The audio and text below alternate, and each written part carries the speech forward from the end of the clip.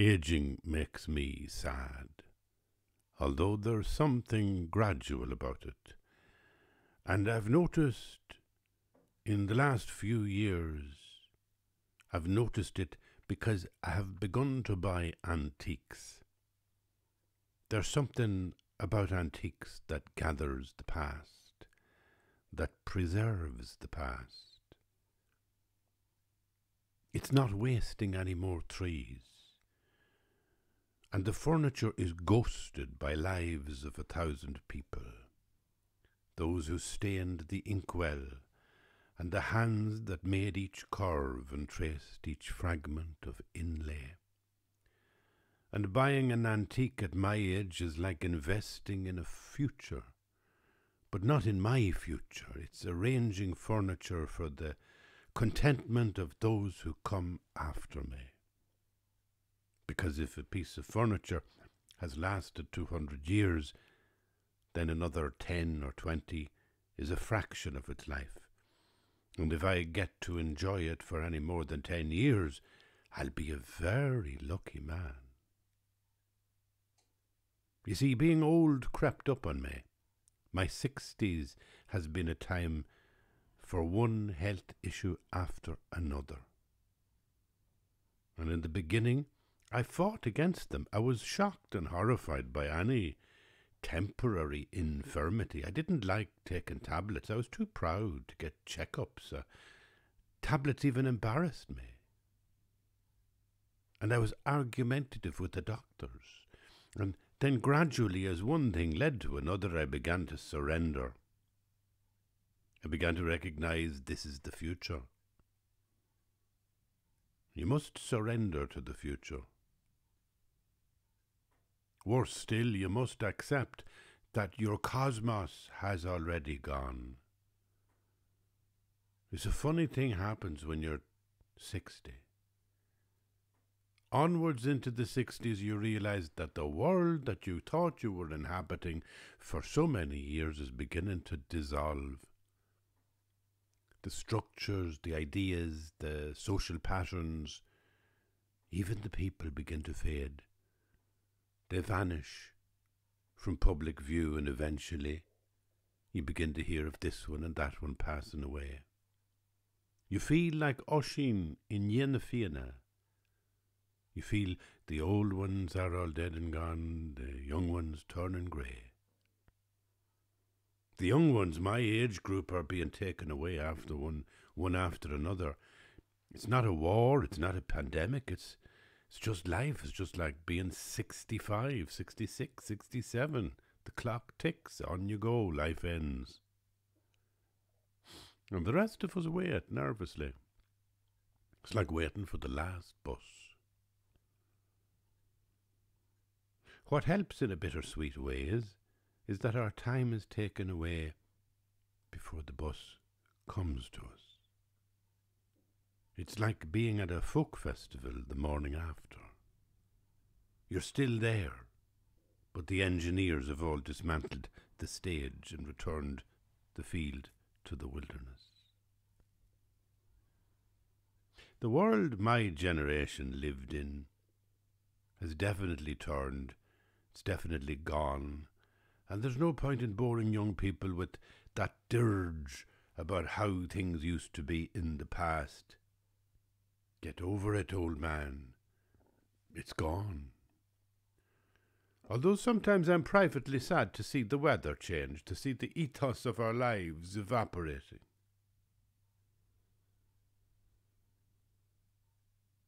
And it's in that context that I cling to faith. You see, it's only because it's an ethos of my world, my generation.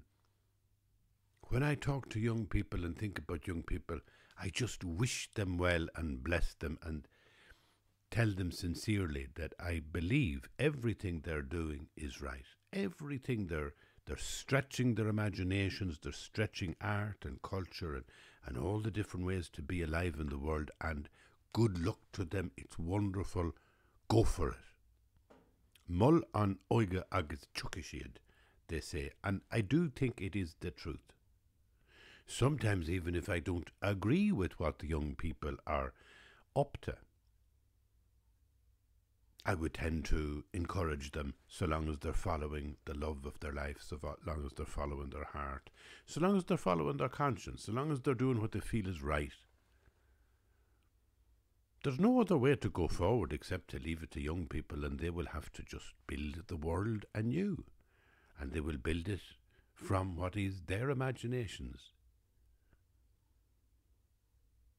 So I think the role of an old person is very, very deeply to praise and encourage and support young people to live their lives fully.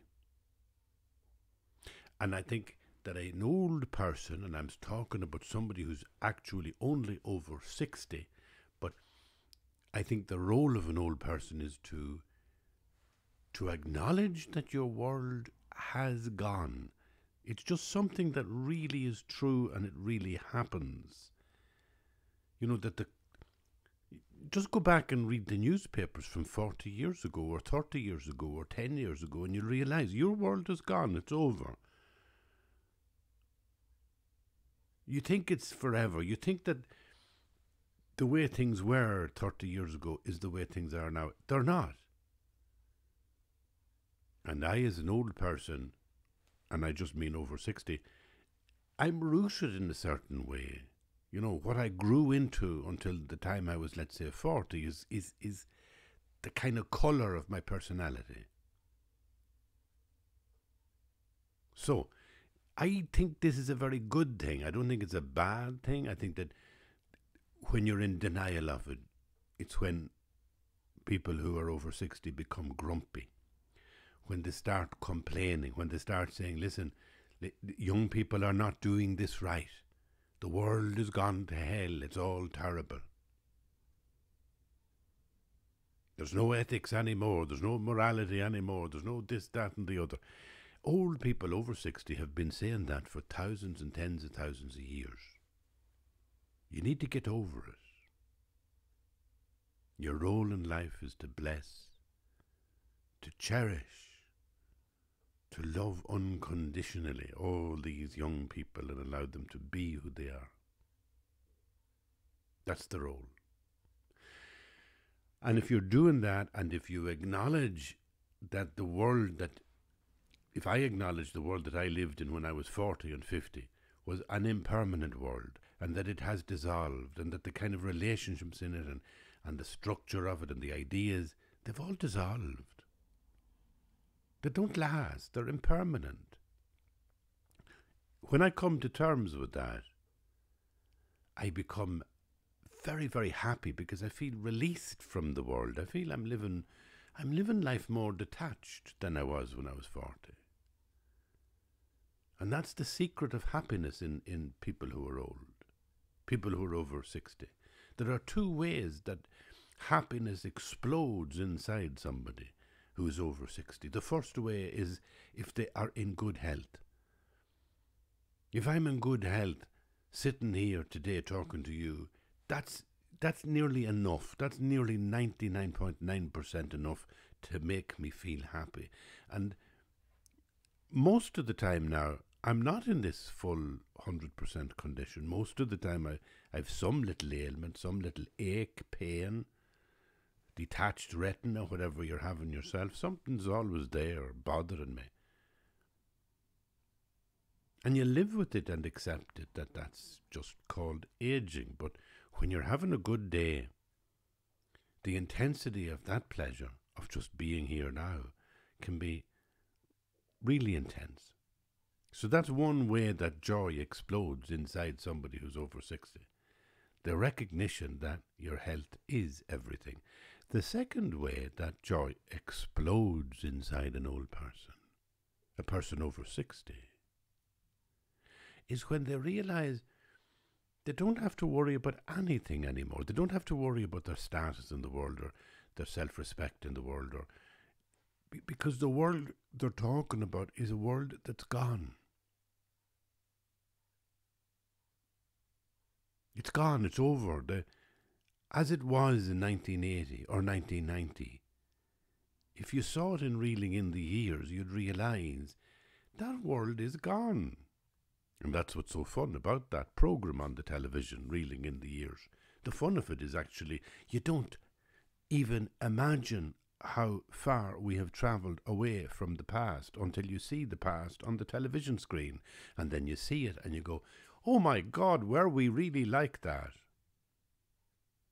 With big, big lapels on these suits and flowery shorts and scrawny bodies and hair oil and combs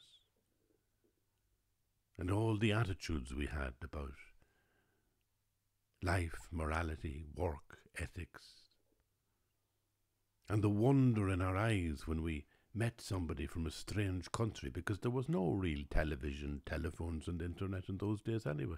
So we just change. And in another 30 years or 40 years, the people who are young now will change. This impermanence of life, time is like a constant wave after wave after wave of impermanence. And it takes about 60 years to realize it, to grow deeply in awareness of it. There may be no way to become experientially aware of it other than living through it, other than becoming old. So in that sense, oldness embodies wisdom. Oldness is wisdom, simply being there as you are. But you are so released from the tensions of, does my life matter in the world, because your world is gone. And this is where I find myself now at 67, 68 years of age. I find myself in a beautifully serene and detached space. When I hear a conversation on the radio, when I hear a conversation in the pub, I come at it not as being engaged with it, because it's the young world going forward. And my role is to bless, is to say, it's good to hear you talking. It's good to hear you discussing those things. It's good that you're reaching for meaning in your life. Reach for meaning in your life. Bless you. That's the role of an old person. And that's a beautiful, beautiful role. It's a privilege. It's a privilege and a joy. And it's in that kind of context that I cling to the beauty of faith, even though I notice all around me that it's all over. And the nuns are gone, although I cling to some of them in my memory. And the priests are gone, not just the bad ones, but the good ones, which was most of them, and they're gone too. The old priests go to the nursing homes and their antiques are sold in shops. I support young people getting what they want, having joy in their life. I notice sometimes that young people get more angry than they used to. Maybe it seems the more liberal we are, the more they see how unjust the world is to them. And sometimes I wonder about young people, do they have peace? Do they have inner peace? You could say my faith brought me a lot of neurosis, or my faith, my Christian faith, my Buddhist faith, that it was all to do with being neurotic anyway. But maybe it was the practice of religion that allowed me to transcend that neurosis, allowed me to experience a sense of calm abiding, or a sense of peace, or a sense of just inner serenity. Maybe my religion did actually do that in a functional way for me, in a way that, is not often mentioned.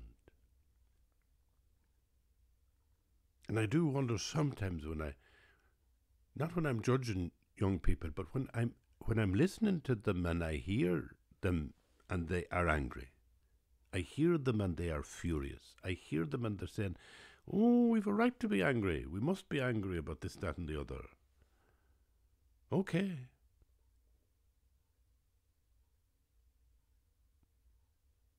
But I don't talk. I mean, I'm not going to answer them back. Young people have to find their own way and can only be given encouragement. We're not the first civilization to develop religious faith, you know. In fact, there's hardly a civilization in history that has existed without some form of religious faith and ritual being an intrinsic part of it.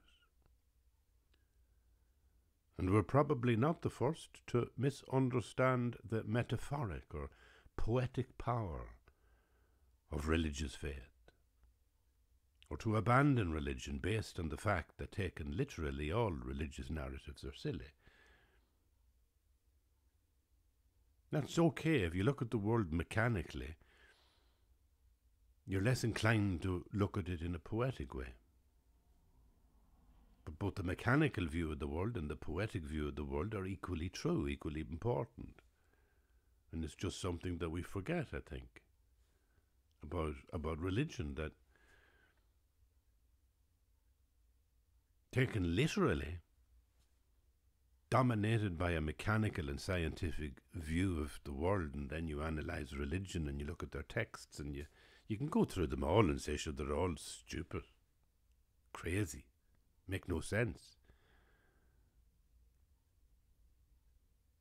But if you read them metaphorically, then it's completely different. I mean, what do I mean? What do I mean, read a text metaphorically? I mean, read it on the inside. Read it as a kind of a dynamic that you can have the lens, the psychotherapy lens on it. My soul is longing for the Lord, more than watchman for daybreak. And I think these lines express some sense of unease in me, and some sense of unease that is universal to the human condition. That sense of unease, the sense of, you see, you could call it anxiety. That's what the therapist might call it. Anxiety. Anxiety is like a pool of, stale water on the floor. It has no direction. Anxiety is no direction. It's just, I'm suffering anxiety, somebody might say. It's like I have this thing inside me called anxiety. Shocking. My soul is longing for the Lord, more than watchman for daybreak. That seems to kind of, for me personally, touch the same zone in my psyche. I'm just renaming it. I'm saying it's not anxiety. It's not sort of some condition which has no direction to it, but it's actually something really true in me that longs for completion. I'm longing for completion. I'm longing to be completed. You call it anxiety, I call it longing. And that in some sense, when I am feeling anxious, when I am overwhelmed by anxiety, then what comes to me is the sense of, translated into longing. In all the anxieties that I have, underneath them there's a kind of a longing to be complete. Give you an example. Supposing I get a new computer, and I'm fierce anxious about whether it'll work effectively, and I open it up and I start using it, and it's working effectively. But then I find something in it that I can't understand. I can't get a particular app to work on it. My email, I'm not getting my emails, and then I get all in a tizzy about this. And somebody would say, he's full of anxiety. Why is he worrying about emails on his computer? It's as if the anxiety in me wants to latch on to something. And then the child phones, to say, She won't be home till morning. She's staying in the city because she's at the gig, at the music gig. And I'm the parent and I'm worrying and I can't sleep then because I'm thinking my computer, I spent too much money on it and I'm not sure if I have the money in the bank to spend it on, and I shouldn't have bought it, and it's not really working because my emails are not coming in. I'm not sleeping because I don't know. I mean, what's the daughter doing? I mean, maybe, is she safe in Dublin? This is a fictional example now. It's not my own daughter, but you can see what I'm talking about. The way that anxiety is almost like this thing inside you, and it latches on to different objects. It needs a direction. It needs something to focus on. You can't just say, I'm anxious in an abstract way. You have to say, well, what are you anxious about? Oh, well, I'm worried about the daughter. I'm worried about the computer. I'm worried about the money. I'm worried about the heating. I'm worried about my health. There's one. So all that anxiety, I'm saying, in my life, when I dig deep underneath it, I find it has a directional, ultimate directional thing. Not, it's not the computer, it's not the daughter, it's not the politics, it's not anything that I'm anxious about at the surface level. But underneath it, really deep down in the darkness of my psyche, there is a kind of a longing, a kind of a sense of my consciousness is not complete until it completes itself. I'm longing for completion. I'm longing for union. With what? And again, it could come to the surface in a relationship and feel, a neediness for the beloved. Where is she? I need her here now. I miss her. She's been away for 2 hours.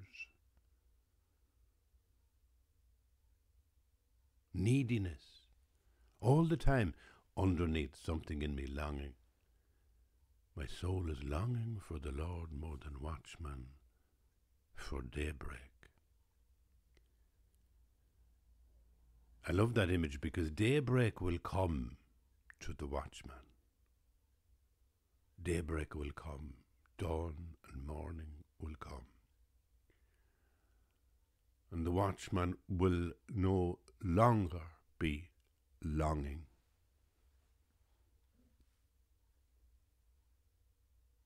So thinking about the relationship between me and God is like saying that something inside me at the very core of my awakened consciousness or unconsciousness is the soul. Something underneath everything else, underneath my mind, underneath my emotional heart mind, underneath my body, underneath every layer of me being conscious, there's something deeper holding it, which is the soul. And it's the soul that's longing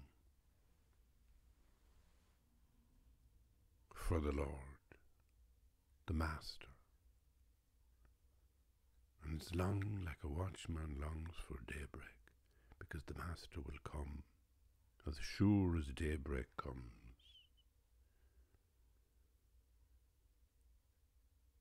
And this is a very, very consoling, enriching, enjoyable meditation when you're over 60.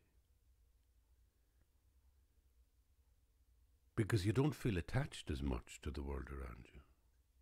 And you feel joyful to have your health.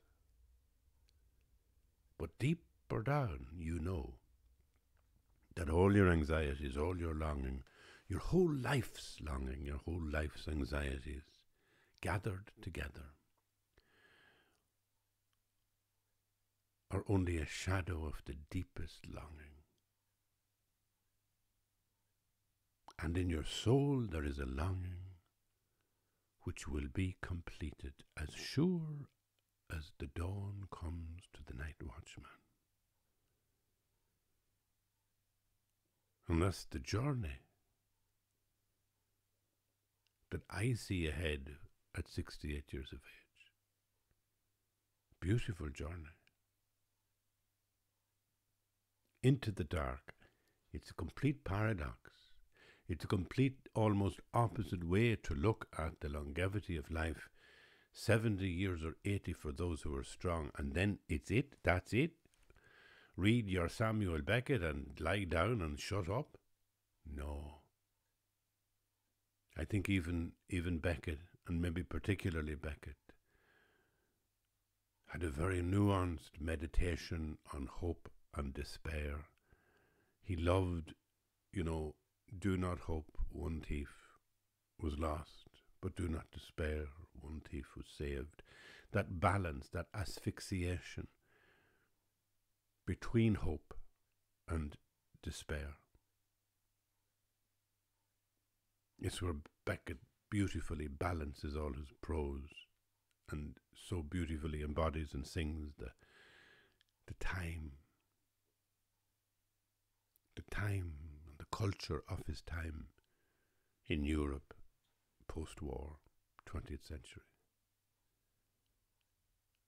But again, time is impermanent. Time moves, and every wave of history becomes impermanent, shows itself only as a wave that vanishes as the next wave comes. So we stand detached from history,